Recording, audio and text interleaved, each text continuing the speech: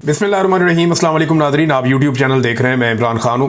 Nadreen, सबसे पहले बात करते हैं बाजोड़ में जहाँ पे ऑपरेशन हो रहा था सरबकफ। उस ऑपरेशन को अब तक जो इतलात आ रही हैं उनके मुताबिक आर्जी तौर पर रोक लिया गया है क्योंकि अवाम का बड़ा सख्त रद्द-ए-अमल आया है।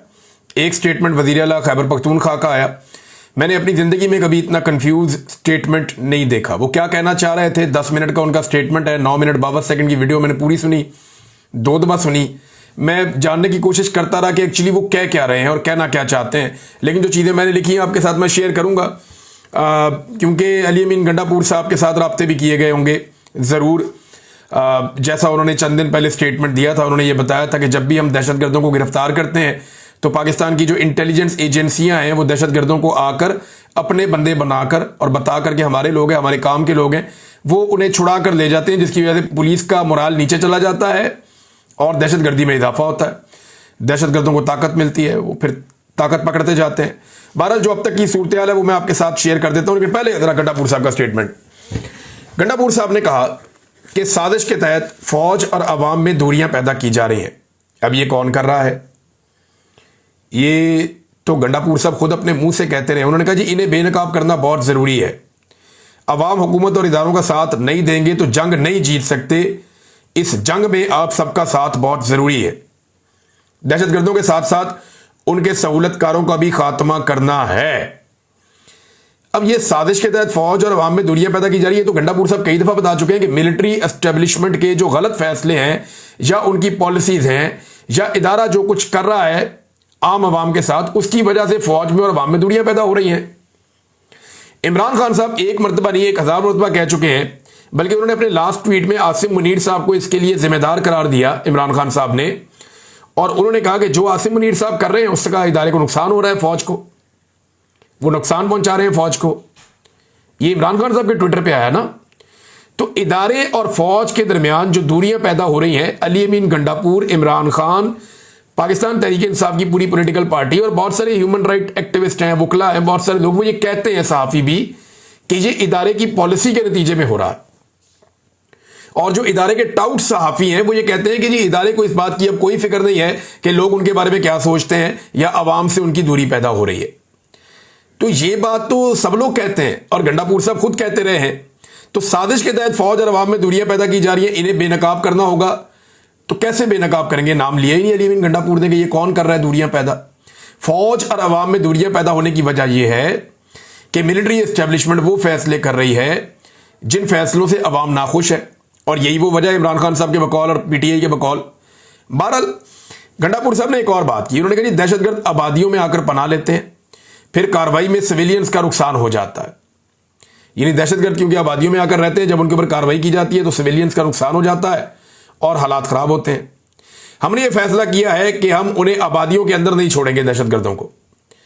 सिक्योरिटी फोर्सेज के लोगों के बारे में उन्होंने कहा जी ये हमारे मेहमान हैं, जो इन पर हमला करेगा उन्हें हमने यहां से निकालना है। यानी दहशतगर्दों को आबादियों से निकालना है, बाहर फेंकना है, इनको आबादियों में नहीं छोड़ना। सिक्योरिटी फोर्सेज के लोग हमारे मेहमान हैं, लिहाजा जो इनके ऊपर अटैक करेगा, जो इन्हें तंग करेगा, हमने उनको नहीं छोड़ना। ये हमारे आबाओ अजदाद की रवायत है कि हमने मेहमानों का तहफ़्फ़ुज़ करना है। कुर्बानियां देने वाले शोहदा और उनकी फैमिलीज का शुक्रिया अदा जितना ज़्यादा करें उतना कम है। फिर उन्होंने कहा जी जिरगे होंगे पूरे खैबर पख्तूनख्वा में, मुशरान बैठेंगे, सियासी नुमाइंदे बैठेंगे और दीगर लोग बैठेंगे, मुशावरत करेंगे।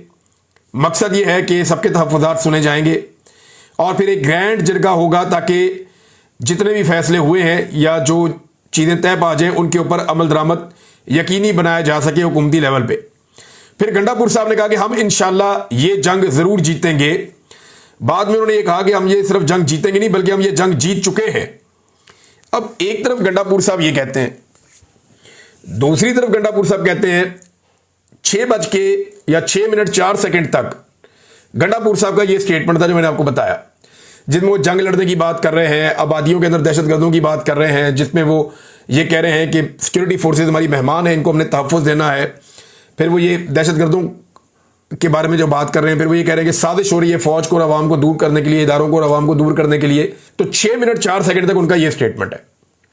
फिर इसके बाद गंडापुर साहब अचानक से कहते हैं कि कोई ऑपरेशन नहीं हो रहा, और ऑपरेशन इसलिए नहीं हो रहा कि नकल मकानी नहीं होगी, और नकल मकानी जो है उससे नुकसान होता है। तो मुझे ऐसा लगा जैसे गंडापुर साहब विकेट के दोनों तरफ खेल रहे हैं। जैसा कि गंडापुर साहब ने खुद अपने मुंह से कहा था कि मैं विकेट के दोनों तरफ खेलता हूं क्योंकि दोनों तरफ मेरे अपने लोग हैं। तो मुझे महसूस हुआ कि वो विकेट की दोनों तरफ खेल रहे हैं, लेकिन खेल ही नहीं पा रहे, बहुत ही बुरा खेल रहे हैं। वो ये वाली बात भी पूरी नहीं कर पाए और वो वाली बात भी पूरी नहीं कर पाए। वो दो कश्तियों के अंदर सवार है। जो अवामी रद्द अमल है ऑपरेशन के खिलाफ, वो उसके बारे में बात नहीं कर पा रहे। और जो गुस्सा है एस्टेब्लिशमेंट के अंदर में भी वो अली अमीन गंडापुर साहब को कन्वे किया गया, और नॉर्मली ये होता है, राब्ते तो होते हैं, तो वो उसके ऊपर भी पूरा अमल दरामद नहीं कर पा रहे। तो आधा तितर आधा बटेर वाला मामला अली अमीन गंडापुर साहब ने किया इस सारे मामले में। तो तरक्की के लिए अमन लाना होगा, साथ उन्होंने ये भी कहा, और ये मिलकर करना होगा।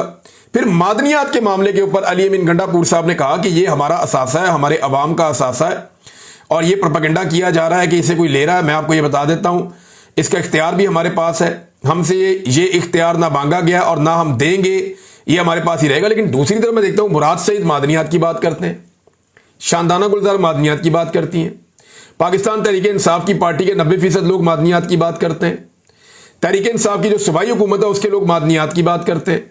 वो ये कहते हैं हमारे मादनी वसाइल पे कब्जे की ये लड़ाई है। जो खैबर पख्तूनख्वा के अवाम है वो मादनियात की बात करते हैं। लेकिन दूसरी तरफ अली अमीन गंडापुर साहब कहते हैं जी कंट्रोल मेरे पास है, ये प्रोपेगेंडा है। अब ये प्रोपेगेंडा अली अमीन गंडापुर साहब की अपनी पार्टी अगर कर रही है, उनके अपने लोग या उनके अपने सूबे के अवाम कर रहे हैं, तो वो बताए ना कौन कर रहा है प्रोपेगेंडा। यानी क्या ये खबर गलत है, या ये सवाल जो उठाया गया था पार्लियामेंट में, ये सवाल गलत था कि FWO को, जो फौज का एक झेली इदारा है, उसे कॉपर माइनिंग का खैबर पख्तूनख्वा में ठेका किस टेंडर के तहत मिला, ये सवाल उठाया गया था। यानी क्या वहां पे कोई बोली हुई, कोई टेंडर हुआ, वो ठेका वैसे ही मिल गया, इसका रोला पड़ा हुआ था, ये सवाल उठाया गया था। क्या ये सवाल गलत उठाया गया? क्या गंडापुर साहब ने इसके बारे में बात की? तो गंडापुर साहब ने दावा किया था कि हम काम करेंगे इसके ऊपर, जो इजाफी इख्तियारात दिए गए हैं फौज को खैबर पख्तूनख्वा में, इस गुफ्तगू में उसका भी जिक्र नहीं है। तो ऐसा लगता है कि गंडापुर साहब पे शदीद प्रेशर आया, महसूस होता है, मुझे जाती तौर पे लग रहा है, मेरा ये एनालिसिस है, मुझे लगता है उन पे प्रेशर आया। और एस्टेब्लिशमेंट, आपको पता है जो पाकिस्तान में हालात में प्रेशर तो वो डालते हैं, और ये प्रेशर तो फील भी होता है, पता भी चलता है। तो गंडापुर साहब चंद दिन पहले तक जो थे, ये सारी जो टॉक वो कर रहे थे, इसमें वो नहीं थे। लेकिन पाकिस्तान तहरीक इंसाफ कहां खड़ी है ये देख लें। इसमें पाकिस्तान तहरीक इंसाफ के लोग जो है वो पूरी ताकत के साथ खैबर पख्तूनख्वा की आवाम के साथ खड़े हो गए। और ये जो मनाजिर मैंने देखे हैं, इसमें जुनैद अकबर साहब कहते हैं हम हर ऑपरेशन के खिलाफ हैं, ये इदारे हमें बताएं पहले ऑपरेशन होने जो हुए हैं उनके क्या नताइज है। अगर पहले ऑपरेशन कामयाब थे तो अब दहशतगर्द कहां से आ गए? पहले कहा जाता था कि अफगानिस्तान में तालिबान की हुकूमत आएगी तो दहशतगर्दी नहीं होगी, लेकिन अब ये सब कुछ हो रहा है। फिर जुनैद अकबर ने कहा कि खैबर पख्तूनख्वा हुकूमत ऑपरेशन को फौरी तौर पर रोके। खैबर पख्तूनख्वा हुकूमत को आईन इख्तियार देता है कि फैसला करे। अगर खैबर पख्तूनख्वा हुकूमत ने रवैया ना बदला और इसी तरह चलते रहे तो हम फैसला करेंगे और खैबर पख्तूनख्वा हुकूमत के खिलाफ निकलेंगे। ये जनाब जुनैद अकबर साहब। अब गंडापुर साहब खेल रहे हैं विकेट के दोनों तरफ, जुनैद अकबर साहब विकेट के अवाम वाली साइड पे चले गए, पब्लिक वाली साइड से मैं खेल रहा हूं। बहरहाल ये जो मुजाहरा है ये बड़ा खौफनाक है, बहुत बड़ी तादाद में लोग निकले हैं। एक मासूम बच्चे की लाश भी शहरियों ने उठाई हुई थी। मैंने बड़े लंबे अरसे के बाद इतनी बड़ी तादाद में लोग देखे जो बाजोड़ में एक दिन के ऑपरेशन के बाद अवाम निकलकर सामने आई है, बहुत बड़ी तादाद में। शाहिद खटक साहब ने भी कोई तस्वीर शेयर की है, गुलजफर खान साहब जो इस इलाके के रहने वाले हैं उन्होंने कुछ तस्वीर शेयर की हैं। बड़ी शदीद वहां पे नारेबाजी भी हुई, इवन फोर्सेस के खिलाफ भी नारेबाजी हुई, दहशतगर्दी के खिलाफ भी नारेबाजी हुई। अवामी नेशनल पार्टी इन्होंने एक मुतालबा किया है। आपको याद होगा मौलाना खानजेब साहब की शहादत हो गई थी थोड़े दिन पहले, जब एमएल वली खान साहब गए थे वहां पे उस इलाके में, हालांकि खतरा भी था फिर भी वो वहां पे गए और जाकर उनके घर वालों से मिले, उनका हौसला बढ़ाया। बड़ी अच्छी बात थी, मैंने उस दिन तारीफ की थी। अब ये मौलाना खानजेब साहब भी इस ऑपरेशन के शदीद मुखालिफ थे और इसके रास्ते की एक बहुत बड़ी दीवार थे। मौलाना खानजेब के कातिल भी नहीं पकड़े गए, कोई कार्रवाई भी नहीं हुई। और मौलाना खानजेब जो है देखें ना, वो तो ऑपरेशन के खिलाफ थे ना, तो कोई दहशतगर्द उन्हें क्यों मारेगा? ये सवाल भी अपनी जगह पे ना। उनको तो वो मारेगा जो अमन का दुश्मन है, उनको तो वो मारेगा जो चाहता है कि कुछ ना कुछ ऐसी एक्टिविटी चलती रहे, या अवाम का दुश्मन है जो उनको मारेगा। बहरहाल अवामी नेशनल पार्टी ने एक मुतालबा किया है, स्पीकर से मुलाकात की अवामी नेशनल पार्टी के सूबाई असम्बली के रुकन निसारबाज खान ने। उन्होंने कहा जी कि पीर बहुत दूर है, आप कल शाम को बुलाएं फौरी तौर पे, सूबाई असम्बली का इजलास बुलाएं हंगामी तौर पे, और इजलास बुला के इस पे बात करें। खैबर पख्तूनख्वा के अमन व अमान की सूरत हाल बहुत खराब है, यहां पे ऑपरेशन किया जा रहा है, गैर एलानिया तौर पर रियासत ने ऑपरेशन शुरू कर दिया है बाजोड़ में, जिससे बेगुनाह सिविलियन शहरियों को निशाना बनाया जा रहा है। ये अवामी नेशनल पार्टी की जानिब से ये जारी किया गया स्टेटमेंट, एमएल वली खान नहीं है, अवामी नेशनल पार्टी की जानिब से जारी किया गया। मुतालबा किया कि फौरी तौर पर इसके ऊपर असम्बली में इजलास बुलाकर बातचीत की जाए।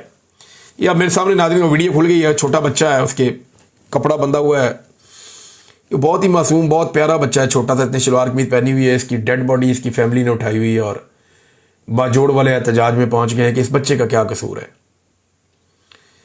यानी इस बच्चे ने क्या किया था।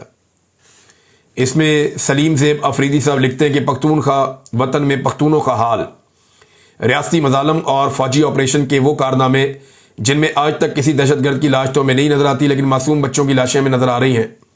ये एक तरह की नस्ल कुशी है और पख्तून माओं की गोदें खाली हो रही हैं। ये बड़े अफसोसनाक मनाजिर हैं। कुछ और मैंने मनाजिर देखे, यहाँ वीडियो मेरे पास हैं। ख़वातीन बच्चे पत्थरों पे चलते हुए जा रहे हैं, अपने इलाके खाली कर रहे हैं। एक मरतबा फिर बाजोड़ में नकल मकानी हो रही है। क्या पश्तूनों की किस्मत में यही रहेगा? वो ऐसे ही नकल मकानियाँ करते रहेंगे, बार बार ऑपरेशन। यानी कभी ऐसा हुआ दुनिया के इस एक इलाके में को 20 ऑपरेशन हो गए एक सूबे में और अभी तक अमनो अमान ही नहीं आया, और हर ऑपरेशन के अंदर हज़ारों जाने गई हैं, सैकड़ों जाने गई हैं, फिर भी बलूचिस्तान में और खैबर पख्तूनख्वा में अमन नहीं आ सका। सिर्फ KPK में 20 ऑपरेशन रिपोर्ट हुए, ये 22वां ऑपरेशन वहाँ की जो मकामी क़यादत है वो ये कह रहे हैं।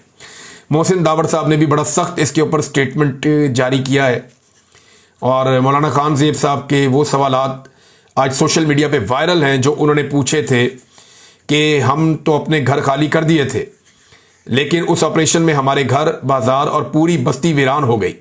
जिसके खिलाफ ऑपरेशन किया गया था वो दोबारा कैसे पैदा हो गए?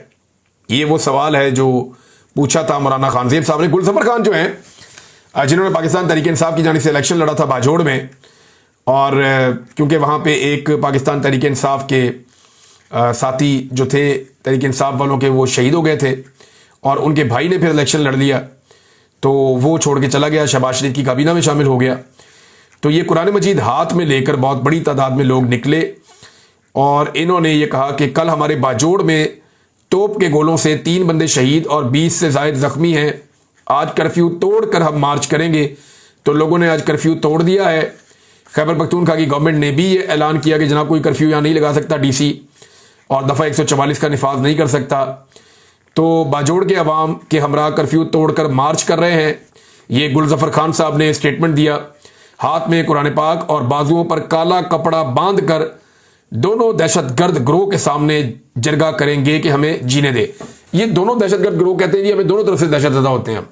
दहशतगर्दों की तरफ से, तालिबान की तरफ से भी होते हैं और फौज की तरफ से भी होते हैं, क्योंकि हमारे ऊपर दोनों की गोलियां आकर गिरते हैं, हमारे ऊपर दोनों की गोलियां आकर गिरती है। तो हम तो दोनों तरफ से पिस रहे हैं। इस तरफ जनाब वो तालिबान है, इस तरफ जो सिक्योरिटी फोर्सेज है, बीच में हम पिस रहे हैं और 21 ऑपरेशनों के बावजूद कोई हल नहीं निकला। अब वो लोग ये कहते हैं जी इसका हल हम खुद निकालेंगे।